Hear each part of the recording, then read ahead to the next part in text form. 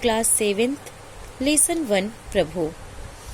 कल इस कविता का मैं आपको शब्दार्थ लिखवाई थी और अति लघुत्तरीय प्रश्न, लघुत्तरीय प्रश्नों का उत्तर लिखवाई थी।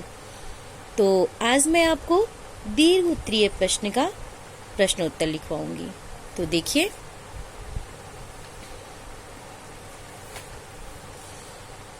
दीर्घ उत्तरीय प्रश्न आपका फर्स्ट क्वेश्चन है, कविता में ईश्वर के किन गुणों का वर्णन है।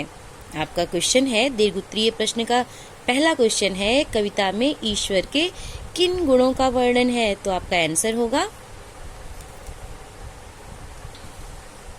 कविता में ईश्वर की दयालुता, विशालता और अनंत माया का वर्णन है। आपका नेक्स्ट क्वेश्चन है, ईश्वर सर्वत्र व्याप्त है, कविता के आधार पर स्पष्ट कीजिए।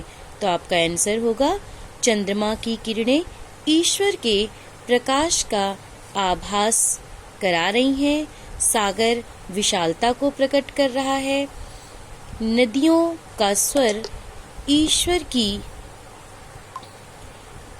हंसी को प्रकट कर रहा है, इत्यादि।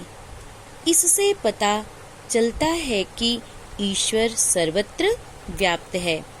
एक बार फिर से देख लीजिए, चंद्रमा की किरणें ईश्वर के प्रकाश का आभास करा रही हैं, सागर विशालता को प्रकट कर रहा है, नदियों का स्वर ईश्वर की हंसी को प्रकट कर रहा है, इत्यादि।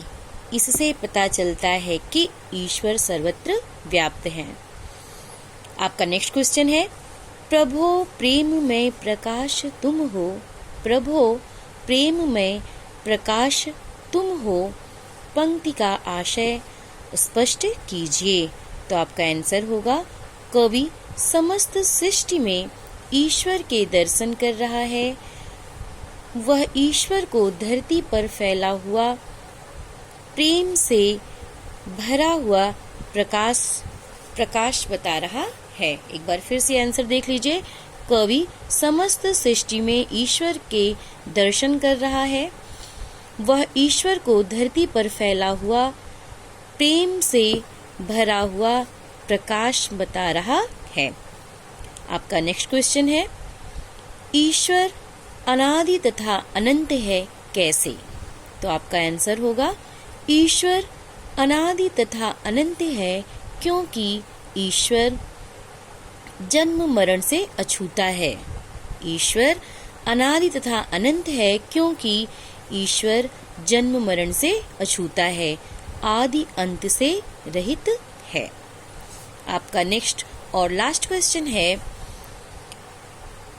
प्रभु दया के सागर हैं, उनकी दया किन रूपों में व्यक्त हुई है, स्पष्ट कीजिए। तो आपका आंसर होगा, प्रभु की दया प्रकाश, सागर, चांद तारे, बाग बगीचे आदि विभिन्न रूपों में व्यक्त हुई है। तो ये था आपका दीर्घ उत्तरीय प्रश्नों का उत्तर। और आशा ही नहीं, पूर्ण विश्वास है कि आप शब्दार्थ और क्वेश्चन आंसर लर्न कर चुके होंगे, अति लघुत्तरीय और लघुत्तरीय। तो इसी के साथ मैं अपनी वाणी को विराम देती हूँ, आगे कल। धन्यवाद।